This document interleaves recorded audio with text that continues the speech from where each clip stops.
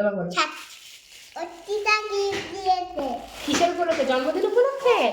দেখি চলো গিফটটা খুলি। থ্যাংক ইউ অর্চিতা বলে দাও। Thank you Archita.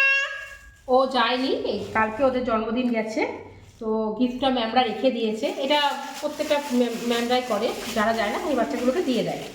তো এ দেখো প্রথমে গেছে কালার রং পেন্সিল। বাহ, আচ্ছা এটার মধ্যে কি আছে দেখি, একটা বড় প্যাকেট করা, দেখি কি আছে প্যাকেটে। দাঁড়াও বাবা, প্যাটিস এইগুলো দিয়েছে পুরো সেট।